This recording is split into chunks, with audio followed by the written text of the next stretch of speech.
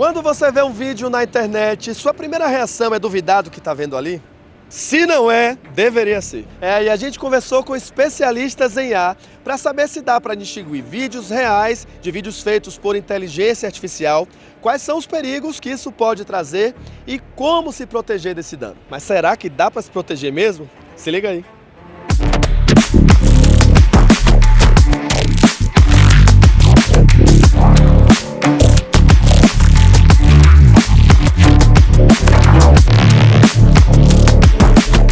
O ser humano, ele tem por princípio acreditar em alguma coisa que ele vê, né? É uma coisa do humano. E com muita gente compartilhando, a repetição também induz a pessoa a achar que aquilo é verdadeiro. A gente tem essa propensão de acreditar em vídeos, né? Porque até então a gente tinha essa noção de que um vídeo é uma evidência visual, né? Era uma evidência concreta de algum fato. E quando a gente tem vídeo gerado por IA, que também começam a explorar alguns vieses cognitivos que a gente tem, né? O viés de confirmação, a gente tem uma ideia, a gente quer acreditar naquela ideia, a gente vê um vídeo embasando aquela ideia, então a gente tem uma propensão maior a acreditar naquilo. Tem vieses também, principalmente na nossa rede mais próxima, de amigos, de parentes, quando você compartilha um vídeo desse tipo e está vindo do seu amigo, seu parente, a sua crítica em relação àquilo, ela cai, né? Porque você tem uma confiança naquela pessoa. Eu acho que a gente precisa desconfiar de tudo que a gente vê na internet. Acho que a forma mais infalível é verificar a fonte se ela é uma fonte confiável. Então acho que cada vez mais a gente tem que confiar em quem a gente segue, quem a gente acompanha, nos veículos que a gente decide se informar. Uma pessoa que é leiga, ele talvez não vai se atentar para olhar um perfil de quem está gerando, se aquele perfil ele é novo. Tem que olhar para ver de quem que é o perfil, de que foi criado, quando foi criado.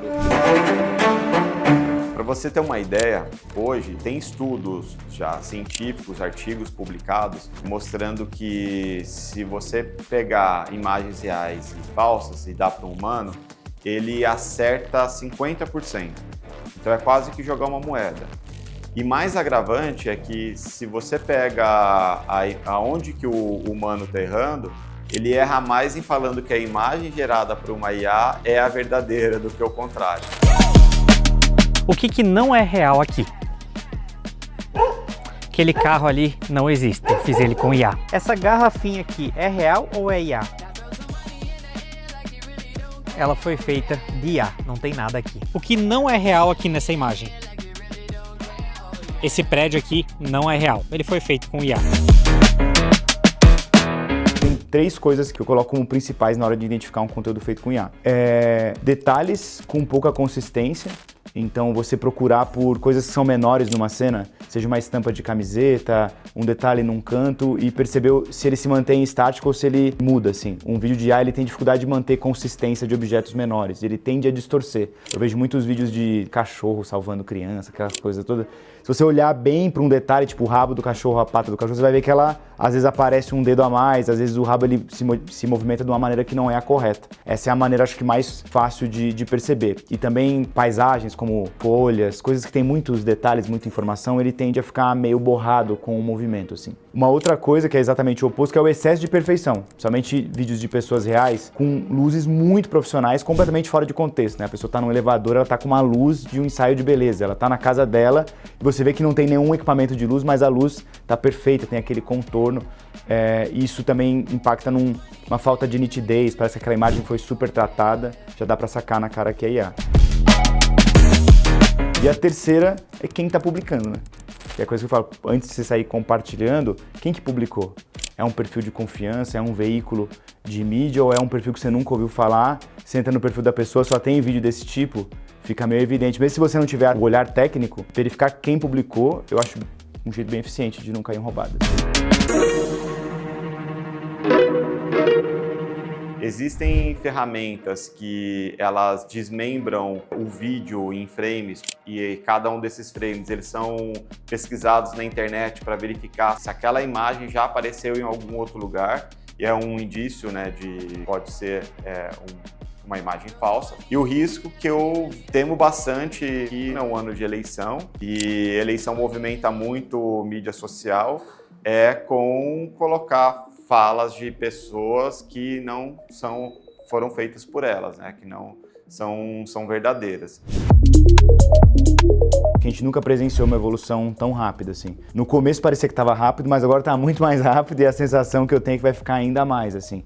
Então, quando a gente olha de 2 anos para cá, tem aquele vídeo icônico do Will Smith comendo espaguete e era algo que era uma piada, né, que todo mundo sabia que era falso, para algo que já engana, eu acho que a maioria das pessoas assim. Eu acredito que no futuro de médio prazo a gente vai ter algumas validações digitais, certificados digitais que vão ajudar a gente nisso, mas nesse momento talvez seja o momento mais complexo, assim, porque não tem regulamentação, não tem ferramentas específicas, é tudo muito novo, as pessoas não estão com o olhar treinado. Então acho que daqui para os próximos 2, 3 anos vão ser talvez os períodos mais tumultuados desse tipo. O que está mais evoluído hoje, em termos de consórcio, de criação de um certificado, de um selo digital para uso em imagem, você registrar qual que é a câmera que foi utilizada, ou quando isso foi feito. Então, uma informação da geração do conteúdo, quem que fez a edição, qual o software que fez, né, a edição. Então, isso tudo forma um conjunto que a gente chama de metadados, e ele vai junto da imagem, onde você consegue depois verificar todos esses elementos. Eu acho que os veículos todos vão ter que avançar nisso, porque eles conseguiriam dar um certificado deles, digamos assim. É mais fácil do que pensar em algo global que todo mundo vai ter que assinar, porque é algo que teria que ter um envolvimento de todas as plataformas. Tem várias iniciativas, tanto do Google quanto da Adobe, de colocar as marcas d'água em diferentes plataformas. Mas a gente está falando de 2, 3, 4, 5 players. Tem mais de 100, 200 ferramentas. E eu acho que quando tudo é extraordinário, nada é extraordinário, assim. Então, naturalmente, eu sinto que a gente vai enjoar um pouco dessa linguagem e desse excesso que a inteligência artificial traz na quantidade de conteúdo e até mesmo no visual, assim. Então, esse é um ponto que eu vejo a se observar.